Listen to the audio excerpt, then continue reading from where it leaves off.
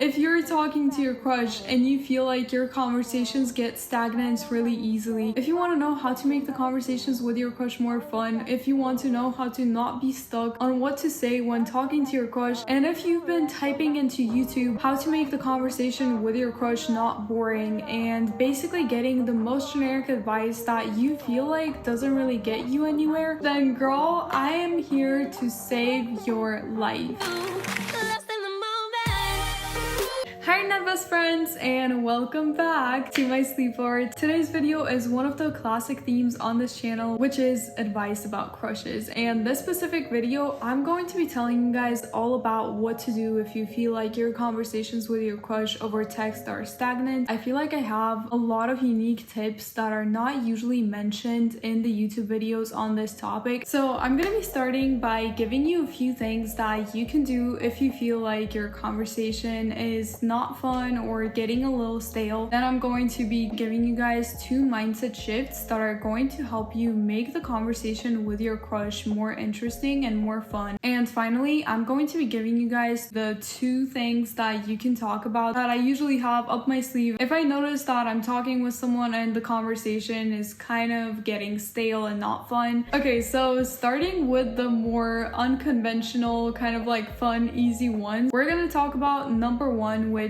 I really love doing, and this is to basically, if you notice that the conversation is kind of stale, or if you want to have a fun bonding activity, you basically ask that person if they want to play a game with you, and they're probably gonna be like, yeah, sure, what is it? And you're like, let's play this photo game where one of you chooses a random number and then the other person has to go in their camera roll and send the photo that corresponds to that number. You can use the select photos to make it really easy, because I know if the numbers are like 205 or something, it's gonna take a long time, but if you just select photos and it counts it, then it's gonna be so easy. So if that person says that like, oh, like it's gonna be hard if the number's high, then you're gonna be like, don't worry about that, just use the select thing. And then that person sends the photo and ask them about a brief story or explanation of that photo. Then that person chooses a number, you do the same, and it's a really nice bonding activity because it gets you to know each other better. But maybe don't do this if you're talking with your crush for the very first time. I feel like you kind of know when it's the right time to do something like this, because it does require you guys to be a little close, or that person to be really open-minded. And don't worry if you feel like this is a little out there for you. I'm gonna have different ones for different levels of how well you know the person, so just watch the full video and you're gonna find something that is for you. The second one is kind of similar to the first one. Basically, there are 2 ways to do this. One, if that person likes listening to music, you just ask that person to tell you a random song to listen to in that moment, and you do the same back. So you guys kind of swap songs and listen to those songs and then talk about what you think about those songs. But a better way to do this is to find this thing, which is a 30-day song challenge. You can just type it into Google and it gives you a bunch of prompts, and you can either do it all in one go if you feel like it. You can do a few of them, or you can actually take it day by day. And if you and your crush are okay with texting every single day, then that can be something really fun to bring into your texting conversation, because every day you guys are going to swap a song based on the prompt and also explain why that song goes with that prompt, which also is a really nice bonding activity to get to know each other better and on a deeper level. Plus, I feel like the music that people listen to reflects them so much. Number 3 is another one that is a little bit out there and it's going in the same spirit. Maybe send that person a stupid quiz and be like, let's do this stupid quiz together just for fun. It can be something really stupid, like, you know, those what's your aura color quiz or something like that, which can also open up conversation about other things, like, for example, do you believe in auras, or do you believe in this and that? And it can open the conversation about the topic of the quiz as well. Plus, usually the answers that you get are so ridiculous that it's just going to make the situation funny and fun. Number 4, if you feel like these are a little out there for you, the way to get the other person usually to talk more is when someone texts you, what are you doing? What are you up to? You just reply with nothing much. It's not the best way to reply. Usually the better way to reply is to add a little more detail about what you're doing and something that can potentially be a conversation starter. For example, you can say, I just got back from school, and maybe you got bubble tea that day or something, something and you can be like, just got my favorite flavored bubble tea. Do you like bubble tea? And ask a question. Or you can say what you're going to do next. Maybe you're going to practice guitar. You can be like, just got back home from school, going to practice my favorite song on guitar. What about you? Which usually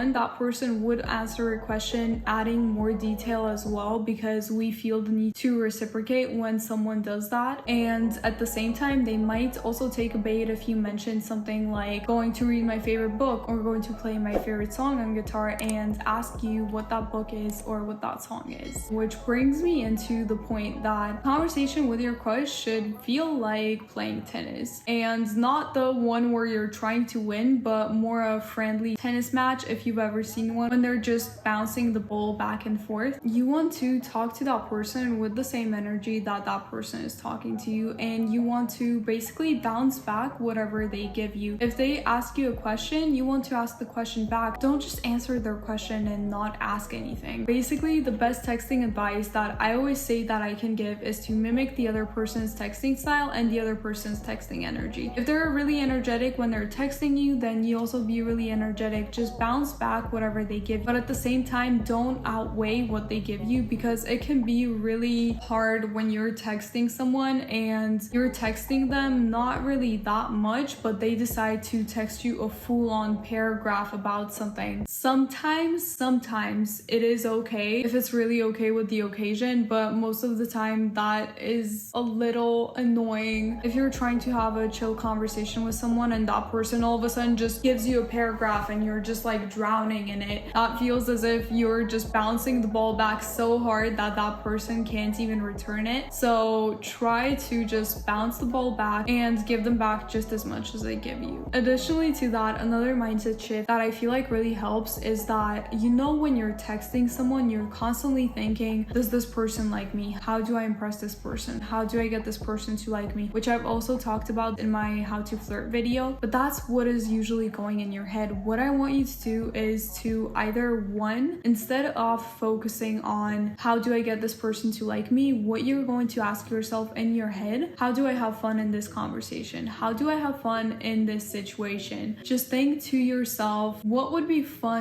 for me, and act from that place. That way you're focusing on enjoying the moment, enjoying the situation. But if you're still nervous and you feel like you can't really find that, and you feel like it's putting more pressure on you, and you feel like you're basically sitting in this interview room trying to get this person to like you, what I want you to do is to flip that interview table. So many times when we're trying to get someone to like us, we usually don't think, do we even like that person? So when that person says something to you, and when talking and interacting with that person, also think and evaluate them from your side as well. I'm not saying to be judgmental of someone, I'm not saying to judge someone, I'm just saying that when two people are talking and you're basically talking to that person to see if you would be a good match or if this should progress forward, it's that you both are evaluating each other equally as much. And if you're not judging that person that harsh, first of all, why do you think that person is judging you so harshly? And second of all, it goes from both sides, and realizing that it is not a mission to get someone to like you, but to just see how compatible you would be with this person and how much you would get along. It makes you feel more relaxed to the point where you can talk to them more naturally. And another thing that usually helps me is to think, what do I genuinely really want to know about this person? Really think about that. And honestly, if your answer is I don't know, nothing, then why do you really even like this person? Do you even like this person? But I promise you, if you think, is there something that I genuinely really want to know about this person? If that's the person that you like, you probably have something that you really want to know about them. And here's the big bonus that I promised you guys by the end of this video, which is the 2 conversation topics that I love to have up my sleeve and pull out whenever the conversation gets stale. Number 1 is, what was your favorite childhood TV show? Talking about childhood creates this happy and nostalgic feeling in someone, which is a really nice feeling to have. For example, for me, whenever someone asks me that and I think about Wizards of Waverly Place that I used to always watch as a kid, or Hannah Montana, it brings back the joy that I had as a kid when watching those shows, and talking about why I like them also makes me so happy. And then also when you are talking to them and making them feel those feelings are going to be also associated with talking to you. At the same time, I like to ask about about someone's favorite memory or someone's happiest moment. Happiest moment is usually a harder one and also a more, I feel like, intimate one, but favorite memory can be an easier and less kind of intimate topic to talk about. One, it really again activates those happy feelings to go back to that memory, and at the same time it also shows you what that person values, because in their memory, whatever they talk about or their happiest moment, it's usually something that they really value in their life. And with all this being said, another way to spice up your texting conversation is to flirt